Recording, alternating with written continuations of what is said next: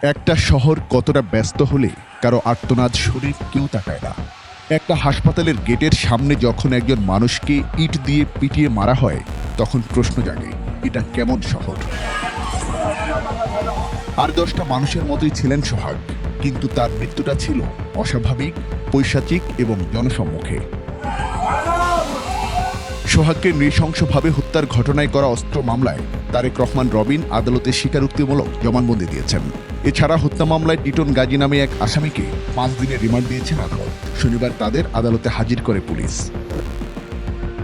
চাঁদা না দেয় পল্লবীতে একটি ব্যবসা প্রতিষ্ঠানে সন্ত্রাসী হামলার ঘটনা ঘটেছে।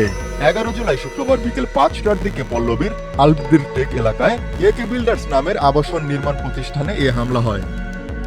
5 কোটি টাকা চাঁদা দাবি করে না পেয়ে একদল লোক অস্ত্রশস্ত্র নিয়ে এসে হামলা চালায় বলে ওই প্রতিষ্ঠানের কর্মকর্তারা জানিয়েছেন। হামলাকারীরা এ সময় 4টি গুলি করেছে বলে পুলিশ জানিয়েছে। দুর্বৃত্তদের গুলিতে শরীফুল ইসলাম নামে প্রতিষ্ঠানটির একজন কর্মকর্তা আহত হয়েছেন।